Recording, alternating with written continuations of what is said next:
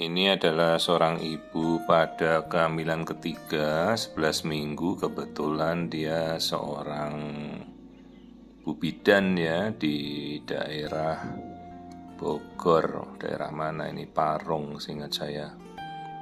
Dia punya klinik juga dan kebetulan di situ ada seorang dokter kandungan yang bekerja untuk melakukan pemeriksaan di ibu bidan itu. Jadi ada klinik. Nah, saya tanya kenapa Bu kok mau ke saya? Oh, memperhatikan TikToknya Dokter Wiku. Jadi dari situ dia bisa belajar untuk melihat ini kondisi anaknya.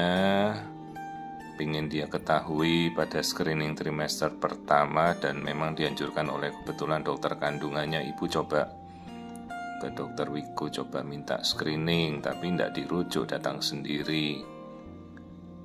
Nah akhirnya ya saya tunjukkan, oh ya boleh, tidak apa-apa, mari Bu kita dengarkan detak jantung. Dan Bu bidan ini mungkin mau bikin konten penjelasan edukasi, ya silahkan. Seperti ini kita ukur detak jantung. Ibu tahu berapa frekuensi detak jantung?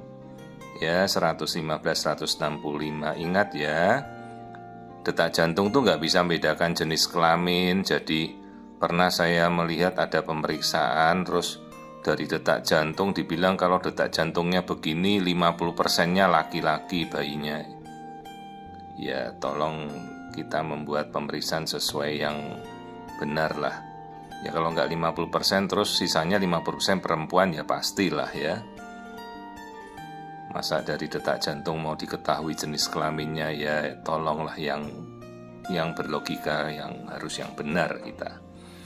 Tapi itu pernah ada saya temukan ya. Jadi detak jantung itu tidak bisa kita menentukan jenis kelamin dari detak jantung bayi. Itu tolong diperjelas terlebih dahulu.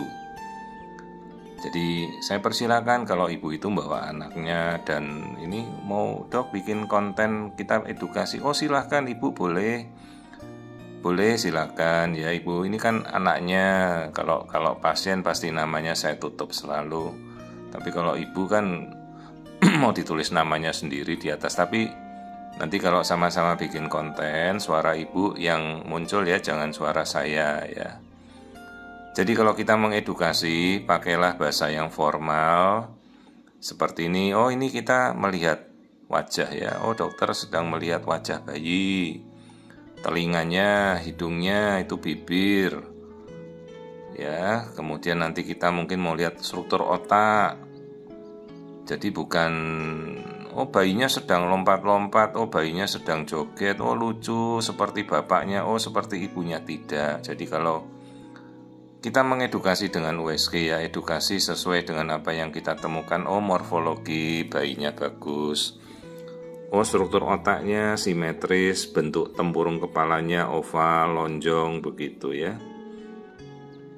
Itu tujuan kita membuat konten edukasi dari pemeriksaan USG ya. Jadi bukan untuk main-main, apalagi pemeriksaan itu seperti kesannya kok tidak serius gitu ya. Ingat pemeriksaan itu kita lakukan dengan penuh kompetensi dan keahlian ya. Jadi bukan untuk main-main, apalagi dipergunakan untuk sesuatu hal yang tidak sesuai dengan profesinya ya. Nah ini kita lihat struktur otak, mata tadi sudah kita lihat ya. Ibu bidan ini juga memperhatikan waktu saya meriksa dengan sangat teliti ya. Nah ini kita nunggu bayinya mungkin mau memperlihatkan wajah. Oke, kalau belum kita maju ke jantung ya. Jadi meskipun ini trimester pertama, ayo Bu kita lihat. Ibu cukup menjelaskan kalau misalnya jantung ya, misalnya mau pakai konten ibu ini hasil pemeriksaan yang saya lakukan. Ibu mau reposting dengan bikin konten edukasi ibu ya silahkan, agar semakin ibu-ibu yang periksa di ibu bidan juga tahu oh ada pemeriksaan konsultan untuk pemeriksaan feto maternal gitu ya. Kita bisa periksa jantung meskipun masih trimester pertama. Tadi kita lihat ruangannya. Terus ini kita lihat lambung. Nah ini kita lihat kandung kencing. Dok kelaminnya apa? Aduh kalau kelamin minggu segini belum terlalu jelas. Tapi kalau lihat bentuknya kelamin ini, si ibu sudah lihat ini perempuan ya dok, iya. Tidak nongol itu bagian tengah kakinya nongol, nggak ada, itu kemungkinan perempuan. Tapi ini kan berdasarkan dari pemeriksaan kelamin ya, bukan dari detak jantung ya. Jadi detak jantung bayi itu nggak bisa memprediksikan, sekali lagi, kelamin ya. Tolong, itu benar-benar suatu hal yang tidak berlogika gitu ya. Pemeriksaan untuk lihat kelamin ya kita lihat dari genetika atau kita melihat dari kelamin luar ya.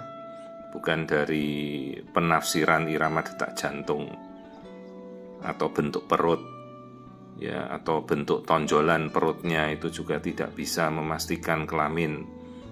Pemeriksaan jenis kelamin dipastikan dengan kita melihat langsung kelamin bayinya apa atau periksa genetika bayi. Nah terus kita lanjut ya Bu, ini kita mau melihat tulang belakang nih, dari tulang ekor, tulang punggung, tulang leher, semuanya normal ya. Sekalian itu tulang tengkuk lehernya normal, tipis. Ini kepala, ini mata ya kita tunjukkan. Tuh tulang hidungnya ada ya.